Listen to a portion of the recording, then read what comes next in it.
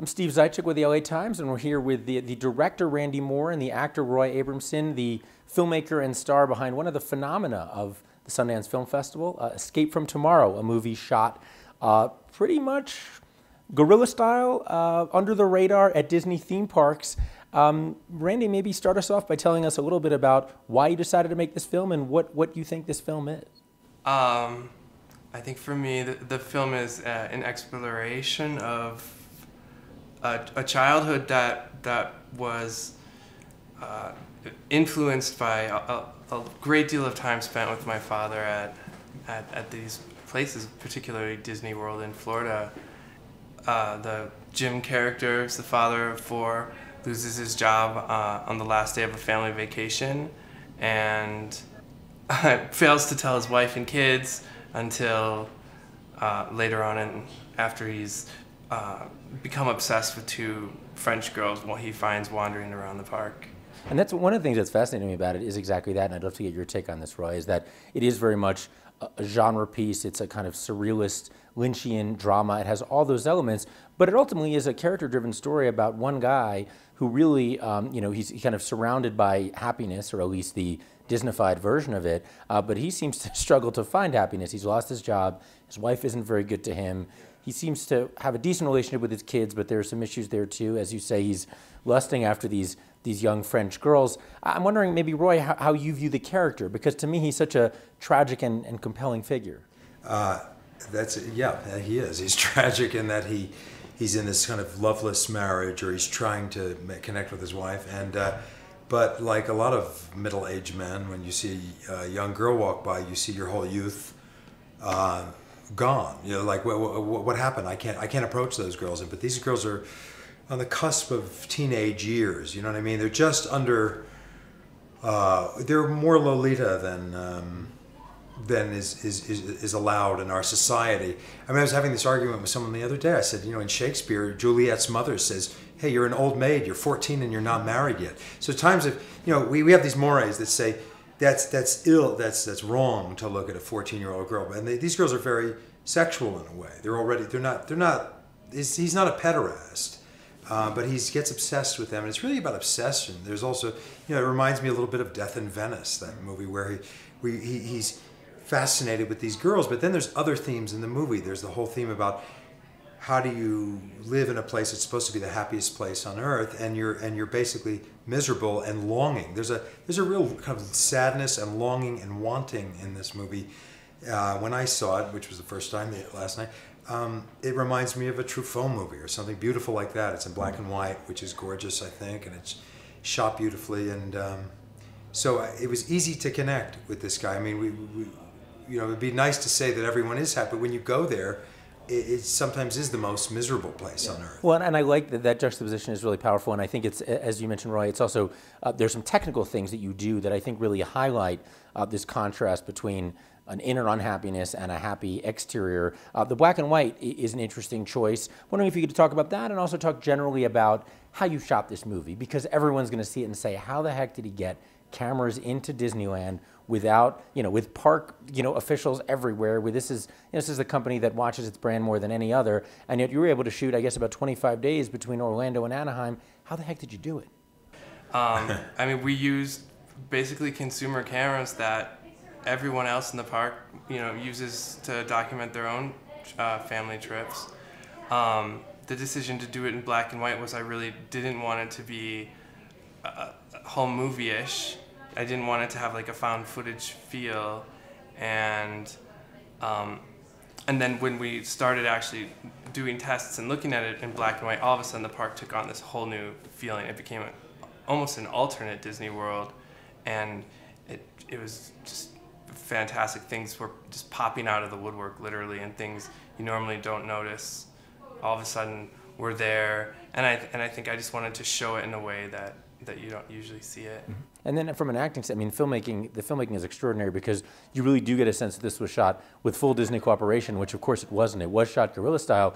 As an actor, Roy, I know we were talking just before we came on about how you act in a place that's so natural that everyone around you, they're not just extras, they're just people hanging out at the park, and you've got to run through them, try to avoid bumping into them. You're looking for your daughter at one point, turning random young girls around, and these young girls don't know that there's a movie being shot. What was that like for you as an actor? Well, it was a very fine line. There was a scene we shot in the German land. I don't know what you call it. This, in Walt Disney World, there's Germany, Japan, Mexico. We're in the German, and they were playing in Epcot. In Epcot. I'm sorry, in Epcot. And they were. There was a scene where I'm getting drunker and drunker and getting more belligerent, and there was a scene where it got very close, and the waitress didn't know, and I would have my arm around the waitress, and saying, Deutschland über alles, and I was saying things, I was trying not to say Nazi stuff, you know what I mean, so I wouldn't get thrown out of Germany. Probably a good idea. Probably a good idea, especially because especially in Disneyland, right. Probably in Germany too. Yeah, definitely.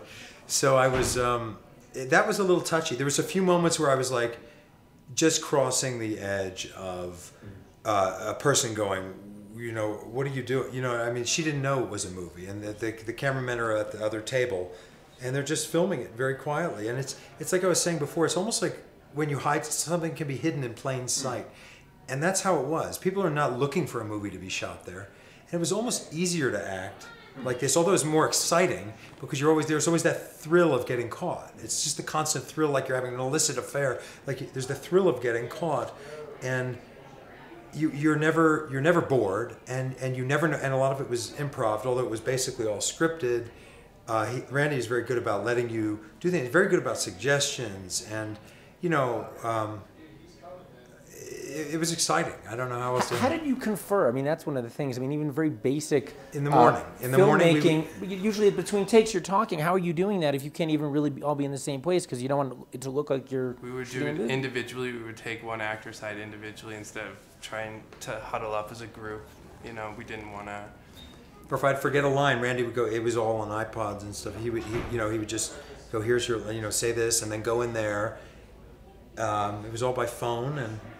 You almost had to do it all digitally, even though you were 20 feet away. You couldn't look like you were like there was a crew. And technology was the reason we were able to make this movie. I wouldn't even have started writing it if I didn't think it was possible. Do you think there will be other examples of this kind of growth? I think so. Yeah, absolutely. And I'm excited to see what comes out of it. And like I said, as far as being an actor, once you get over the fact that you didn't get caught that first day and no one threw you in a Mickey Mouse jail, then you're really just playing the scene. You're really just playing the scene. It's almost easier in a way because you're not waiting for lighting setups, and you're not.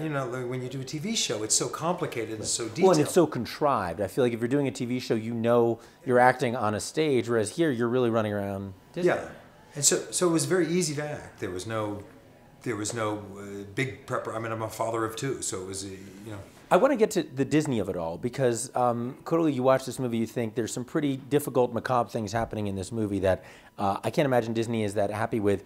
What's been the extent of your contact with Disney? Has there been any? There has not yet been any, and we're curious to see what it will be.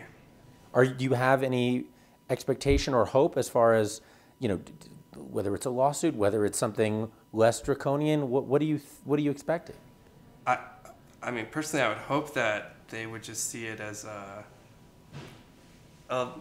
creative exploration of someone who does have a nostalgia for the park, and I'm not trying to shut Disney down or hurt them. I just this was the story, and that was the only place I could tell it. Do you think there's a political element to the film? Only in the sense that I feel that the park has gone from a single vision to a corporate vision, which, I'm not totally happy with.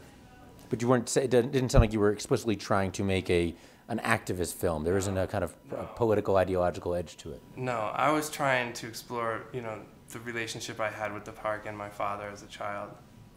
You're here at Sundance. The reaction in the last 24 hours since the film screened has been off the charts. I know we have to wrap up, but I'm curious to know what it's been like for you and what it means when you hear people say things like cult movie or underground movie. This is a film that may not be seen in theaters because of some of the legal issues we've been talking about. How does all that make you feel when you hear it? We're here, and that's the best thing. Like I said, when I met him first, I said he's either crazy or crazy like a fox, and I think... Which one is it? The second, obviously. I don't know. No, you just said it. We're here. So, in some way, I'm sorry. You go ahead. It's the second. You're not crazy. Thank you, Roy. Yeah. But the cult, I mean, if this film doesn't get distribution in the wider world and it just kind of takes on this underground sort of mixtape status, would you be okay with that? I would be okay with that. Yeah, I like the film, and I'd love it to have, you know, a wide audience and other people to see it, because I think other people will relate to it. You know, I think lots of people after they saw it said that was our family on vacation. You know, or that's actually how it really feels like. You know, whether that's good or bad, but hopefully, right now all we can do is hope for the best. We'll see. Disney has yet to react, so we'll see what they say. In the meantime, the festival's reacted, and pretty much everyone I've spoken to has been moved by it, has been eager to talk about it, so I'm sure that will continue. Roy, Randy, thanks so much for being with us. Thanks you so much.